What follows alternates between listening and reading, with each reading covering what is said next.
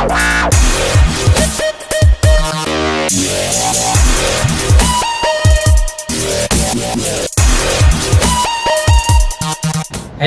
Welcome friends, आपका फिर से स्वागत है बीएपी एकेडमी चैनल पर।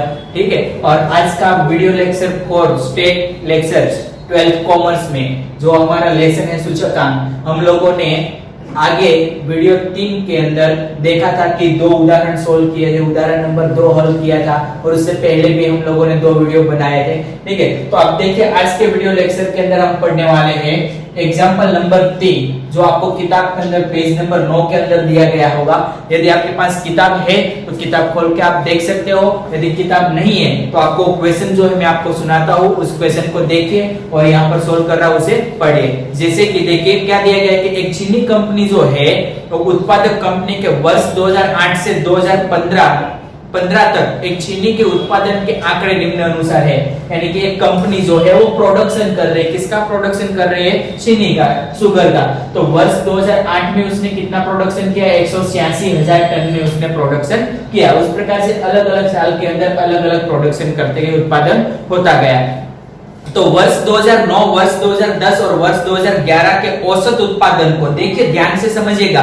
हमें इसमें हल करना है अचल आधार की विधि से, और अचल आधार की विधि से हल करना तुम लोग सीख गए हो। ठीक है, तो ये सीखने के लिए क्या करना है, ध्यान दीजिएगा, थोड़ा सा ट्विस्टेड है और बहुत सिंपल है। 2009, 2010 और 2011 यानी कि ये 3 वर्ष की बात कर रहे हैं। ये तीनों वर्ष का जो उत्पादन है उस उत्पादन को क्या करना है? औसत लेना है। और ये तीनों वर्ष के उत्पादन के औसत को हमें क्या करना है? आधार वर्ष मान लेना है, यानी P0 बराबर उसको मान लेना है। और उसके बाद क्या करना है? हमें आधार वर्ष लेकर अचल आधार की विधि से एक सूचकांक तैयार करना है। ठीक है दोस्तों, चलो तो इसे हम हल करते हैं। तो ध्यान दीजिएगा, क्वेश्चन में हमें क्या बोला गया था कि 2009, 2010 और 2011 का औसत उत्पादन, 2009, 2010 और 2011 का औसत उत्पादन।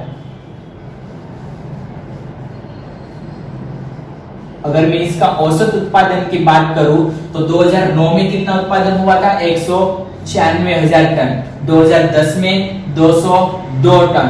ठीक है, और 2011 में कितना टन उत्पादन हुआ है? 204 टन, सॉरी।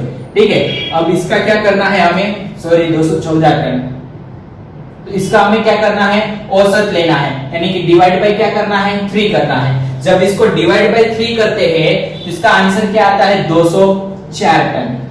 ठीक है, यानी कि एवरेज उत्पादन जो हो रहा है 3 साल का, कौन से 3 साल का? 2009, 10 और 11 का, वो कितना टन आ रहा है? 204,000 टन आ रहा है। यानी कि इसको हमें क्या ले लेना है? आधार वर्ष ले लेना है। यानी कि आपको P0 बराबर कितना लेना है? 204। ठीक है दोस्तों, और P1 क्या आता है? आप लोग जानते हो, करंट ईयर का जो भी प्रोडक्शन होगा वो हमें लेना है। तो इसको मैं अचल आधार की विधि से सोल्व करने जा रहा हूँ। कौन सी विधि से हल करना है हमें? अचल आधार की विधि से। और अचल आधार में आपको क्या लेना है? P0 बराबर आपको ले लेना है 204,000 टन। ठीक है, और इसका फॉर्मूला क्या है अपना? तो P1 अपॉन P0 इंटू में 100 एक करके हमें क्या करना है? सोल्व करना है और पूरा टेबल तैयार करना है। ठीक है दोस्तों, तो चलिए स्टार्ट करते हैं। तो पहला यहाँ पर दिया गया P1 अपॉन P0, आधार वर्ष कितना लेना है? 204। तो P1 कितना है? तो ध्यान दीजिएगा, P1 आएगा 186 डिवाइड बाय कितना आएगा? 204 इंटू में क्या आएगा? 100। ठीक है दोस्तों, और इसी प्रकार से आगे बढ़ेंगे तो करंट ईयर क्या आएगा? 196। आप क्या करते थे, उससे पहले वाले प्रश्न में आपको पहले से बोल दिया जाता है कि कोई एक वर्ष को 2008 को 2013 को आधार वर्ष मान लीजिए, और उसको आधार वर्ष मानने के बाद उसको क्या करें? अचल आधार की विधि से हल करें। और इसमें क्या बोल दिया गया है कि तीनों वर्ष के औसत जो आता है ना, उस औसत को क्या करना है? आधार वर्ष मान लीजिए और उसके बाद उसे हल कीजिए। कौन सी विधि से? अचल आधार की विधि से। तो इसको मैं आगे हल करूं तो हर जगह पर P0 का जो मूल्य हम रखेंगे, आधार वर्ष का मूल्य, वो कितना लेना होगा? 204 इंटू में 100। इस प्रकार से आगे बढ़ेंगे तो 202 डिवाइड बाय 204 इंटू में क्या आएगा? 100 इज इक्वल टू यहाँ पर क्या आएगा? 214 बटे में 204 इंटू में क्या आएगा? 100 इज इक्वल टू आगे देखे तो क्या आएगा? 220 बटे में क्या आएगा? 204 इंटू में 100। ठीक है, उसी प्रकार से 216 बटे में 200 204 इंटू में 100। ठीक है, ये मान जो होगा हमारा प्रतिशत मान मिलेगा और 226 डिवाइड बाय 204 इंटू में क्या आएगा 100 और उसके बाद 230 डिवाइड बाय 204 इंटू में क्या आ जाएगा 100। ठीक है दोस्तों, तो इसको हम गणना करेंगे, कैलकुलेशन करेंगे और कैलकुलेशन करने के बाद जो है मैं यहाँ पर आंसर लिखता हूँ। तब तक जो है वीडियो को मैं थोड़े समय के लिए रोकता हूँ। ठीक है दोस्तों, आप काउंट करें। ठीक है दोस्तों, तो आप लोगों का आंसर जो है यहाँ पर मैंने आपको बताया उस प्रकार से मिलेगा। तो इस प्रकार के क्वेश्चन आप लोगों को एक्सरसाइज 1 के अंदर भी दिया गया है। उस एक्सरसाइज 1 के अंदर से जो है आप लोग जो इस प्रकार के प्रश्न को हल कर सकते हो। लगभग आपको पहला प्रश्न जो है स्वाध्याय 1.1 का दिया गया है, उसके अंदर दिया गया है किस प्रकार से आपको औसत आधार वर्ष लेना है और इसको आप जो है अगर पारंपरिक आधार की रीति से हल करना चाहो तो वो भी हम कर सकते हैं। इसमें क्या कर देना है, एक स्टेप ऐड कर देना है, पारंपरिक आधार की रीति। इसमें आपको औसत आधार वर्ष के ऊपर कोई डिपेंडेंट नहीं है, क्योंकि उसका सिंपल सा फॉर्मूला है गत मास का अथवा तो गत वर्ष P0 बराबर आता है और करंट जो होता है चालू ईयर जो होता है वो क्या आता है P1 के बराबर आता है। तो पारंपरिक आधार की विधि से भी इसको हम क्या कर सकते हैं, सोल्व कर सकते हैं। जो आपको स्वाध्याय का पहला प्रश्न दिया गया है जिसमें आपको क्या करना है, अचल आधार की विधि से भी हल करना है और पारंपरिक आधार की विधि से भी हल करना है। तो दोस्तों उसी प्रकार से मैं एक पारंपरिक आधार वाला एक छोटा सा प्रश्न ले लेता हूँ कि कैसे करना है, जो आप लोगों को अच्छे से समझ में आएगा।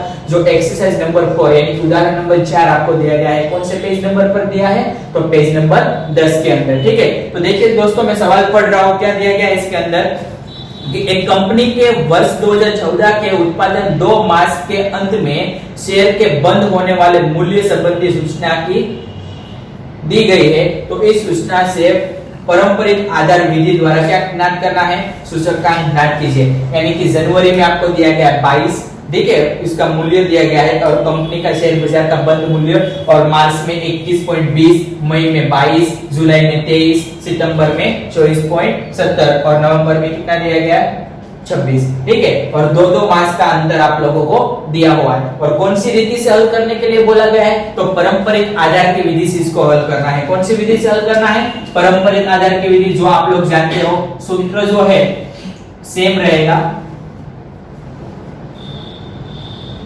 पारंपरिक आधार। ठीक है, कौन सा सूत्र रहेगा, P1 अपॉन P0 इंटू में 100। लेकिन पारंपरिक आधार की जब हम बात करते हैं तो इसके अंदर P0 का मूल्य क्या रहेगा, गत वर्ष का अथवा तो गत मास का लास्ट टाइम का मूल्य हमें लेना है। अगर मैं पहले की बात करूं तो पहले में P1 और P0 दोनों क्या आएगा 22, यानी कि P1 इज इक्वल टू 22 और P0 इज इक्वल टू 22 यानी इनटू 100। ठीक है दोस्तों, और इसका मूल्य कितना मिलेगा 100 सोल्व करने पर। उसी प्रकार से अगर मार्च की बात करें तो P1 हो जाएगा हमारा 21.20 और P0 हो जाएगा हमारा कितना 22, इनटू में क्या करना है 100। और उसी प्रकार से अगर आगे बढ़े तो मई में आएंगे तो क्या आ जाएगा 22 डिवाइड बाय कितना आएगा 21.20। P0 गत मास का लेना है ना, याद रखिएगा दोस्तों, ये जो है सब में सेम रहेगा नहीं, यानी कि गत मास का यानी कि मई का, तो हमें किसका लेना है, लास्ट टाइम जो नोट किया गया है वो कितना है 21.20। ठीक है, और इनटू में 100। उसी प्रकार से क्या आएगा 23 डिवाइड बाय क्या आएगा 22 इनटू में 100। ठीक है, और उसके आगे 24.70 बटे में कितना आएगा, पिछले मास का कितना है 23 इनटू में 100। ठीक है, आगे बढ़े तो 26.00 डिवाइड बाय कितना आएगा 24.70 इनटू में 100। ये हो जाएगी आपकी कौन सी विधि से, पारंपरिक आधार की विधि से। दोस्तों खाली यही ध्यान रखना है कि अचल आधार के अंदर जो कोई आधार P0 का मान जो होता है वो क्या रहेगा, फिक्स रहेगा। पारंपरिक आधार के अंदर जो P0 का मान होगा वो लास्ट टाइम का मान लेना है। जैसे कि यहाँ पर जनवरी में स्टार्ट किया तो वो तो जनवरी का आएगा, उसके बाद मार्च में जाएंगे तो पिछले मास का यानी पिछले 2 मास पहले का क्या था 22, तो P0 22। इसमें मई में पिछले 2 मास पहले क्या था 21.20, तो बटे में क्या आएगा 21.20, इसमें 22, इसमें 23। इस प्रकार से आपको लेना है। जब तक आप सोल्व करते हो वीडियो में रोकता हूँ। ठीक है, जैसे आपने देखा दोस्तों कि सोल्व करने के बाद आपका आंसर इस प्रकार से आएगा।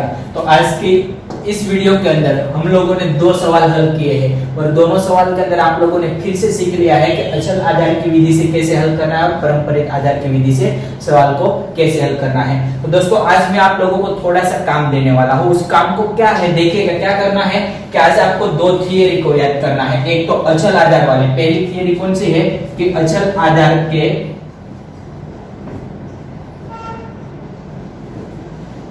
जो है उसे क्या करना है, गुण और दोष।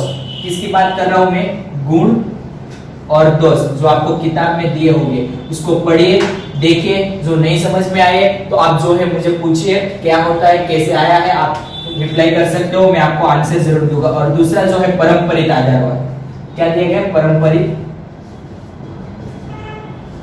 आधार। और पारंपरिक आधार के भी क्या करने हैं आपको, गुण और दोष ये दोनों याद करने हैं, देखने हैं क्या होते हैं पारंपरिक आधार के गुण और दोष। और दूसरी बात कि आपको जो एक्सरसाइज दिया गया स्वाध्याय 1.1, तो स्वाध्याय 1.1 के अंदर से आपको क्वेश्चन नंबर जो है 1 और क्वेश्चन नंबर 2 को हल करना है। यदि आपके पास किताब नहीं है तो एक किताब आप लोगों को ऑनलाइन भी मिल सकता है, पीडीएफ डाउनलोड कर सकते हो और उसके आधार पर भी आप क्या कर सकते हो, देख सकते हो। अगर जरूरत पड़ी तो किताब की लिंक जो है डिस्क्रिप्शन में ऐड कर दूंगा, जिससे आप पीडीएफ क्या कर सकते हो, डाउनलोड कर सकते हो, आपके पास किताब नहीं है तो। और दूसरी बात कि आगे के 3 वीडियो को जो दोस्तों हम लोगों को जितने सब्सक्राइबर और व्यूअर मिले हैं हम काफी खुश है और हम यही चाहते हैं कि इस वीडियो को भी आप जो है इतने लोगों तक ही शेयर करो और हमारे सब्सक्राइबर और व्यूअर को और बढ़ाओ, ताकि हम लोगों का उत्साह बना रहे और आप लोगों की जो भी है हेल्प हम लोगों के लिए बहुत ही अच्छी रहेगी। धन्यवाद, थैंक यू सो मच।